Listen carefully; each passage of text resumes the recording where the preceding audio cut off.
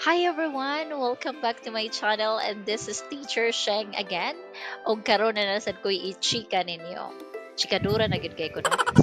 Bitaw so karon guys kay ni-apply na sad ko og lain nga ESL company kay nakita na ko pwede ra gid insertan ang og lain nga ESL company ang akong giworkan kay kuan man flexible raman pud kaayo nga ako ang schedule diri sa ako ang giworkan nga company. So, curious ko about sa mga Vietnamese. So, na ako'y nakita nga post, Vietnamese company. So, akong gitryan og apply. So, kani nga ESL company kay, ang name niya is Modern English. Naa dito sa post kay i-add ko no kani nga Skype.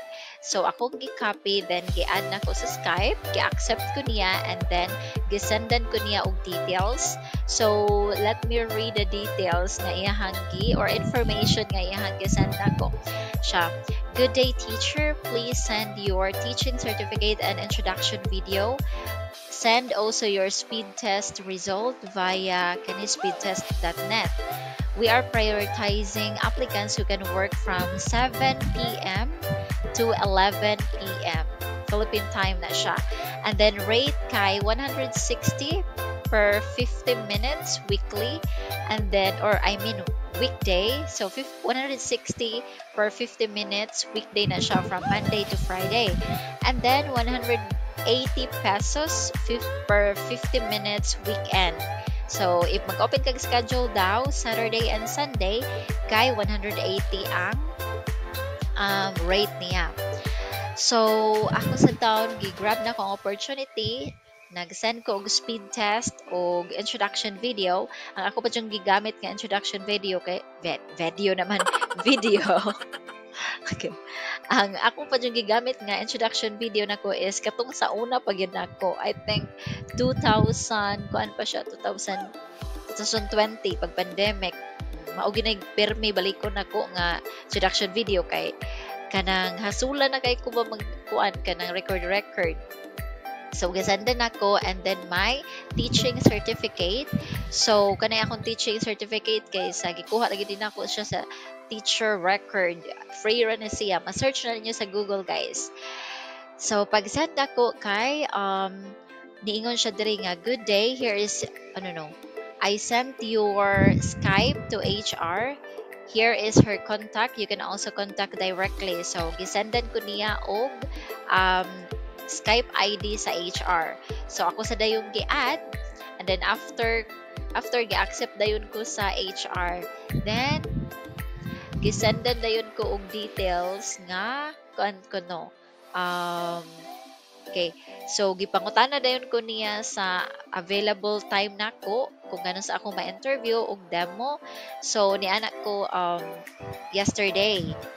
Sus kay naaman pud ko'y kanang rag interview ba. Wala na ko na natungan ni kuan lang ko nagpalusot-palusot lang kunuhay ko. And then nangayo ko og chance nga pwede ba ko mo kuan mag-demo o ma-interview. So gitungtan ra pud ko niya og gi-reschedule ko niya karon. So ganiha guys kay gi-interview ko niya then as in buutan na kayo ang interviewer po then kuan I think Filipino ang interviewer then ang mga question kay kuan ra tell me about yourself and naa siya grammar check dito kanang jumbled word sayon ra kayo ang una and then ang ikaduha sayon ra gid kaayo pero medyo na mental block ko kay kanilaging kanang nag-prepare ko nag-expect ko og kuan ba niya lahi di ay ang ipakita. So, ipakita na kag picture unya. Wala nagka-organize ang akong ideas ba. Lisod mga isang ko ana yun usahay if kanang imagine for one picture you will talk about the picture or yes imo describe ang picture for 1 minute. So, murag wa na, nagkabalik-balik na ako ang idea dito, pero laban ra, na-survive ra. So, after guys, kay na sa interview, kadito lang interview, mga 10 minutes, mga 10 minutes. Then, after sa 10 minutes, kay hatagan ka og meeting ID sa Zoom. So, sa Zoom ka kuan mag-demo. Hatagan ka daan og material. So sayon ra kay ang material kay nga kung ang estudyante is bata man grade not grade 12, I mean 12 years old. So 12 years old, and then ang material kay sayon ra gyud kaayo, ang topic kay kuan kanang morning or kuan na siya, about time ra siya, morning, evening, at night, and then in the afternoon. So mo na topic nako, then organize pud kayo na apoy guide dito ang ilahang material. So by the way, ang kuan day platform day nga gamiton once ma-hire na ka is Zoom and then Skype. So i-share screen ra na nimo ang imuhang material. So after ana kay gi-record ang ako ang kuan ang akong demo ang akong interview. So ni ana na ni si Ma'am HR nga iyan ako nung gi-send ang video sa kuan sa manager. So within a day nakakuan na yun ko sa result, and yes, congratulations to myself kay napasar nako, na-survive nako. So na-survive man gyud nako. How much pa kaha ikaw ma-survive ra gyud na nimo.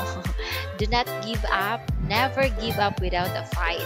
So if kuan man ka, if fresh grad man ka or wala man ka experience sa ESL industry, laban lang kay makita ra jud kag opportunity. So if ganahan ka mo try ani, ang name kay kuan ano siya, balik ko, Modern English. Okay, so kuan lang kanang i-add ra ni nimo ang Skype ID aning admin kaning gisandan nako sa ako ang kuan inquire nako. So ako la ibutang din hiyang iyahang kuan iyang Skype ID para ma-message ko nimo siya. Karon kay gisandan nako sa contract, ni-sign nako og contract, then basta basahon pa ni nako. Gibasa na din ako, I mean kay naka-sign ako, then kuan basta basahan lang ninyo if makasud na mo puhon. Og kuan guys, gipangutanan ako siya if nag-hire mo, dawat pa ba sila og applicants, and then ni-reply siya nga yes, we are still hiring. So if ganahan ka nga mo apply ani nga company, grab the opportunity and apply this one. So akong ibutang ang iyahang Skype ID. Thank you so much everyone for watching and for subscribing my YouTube channel.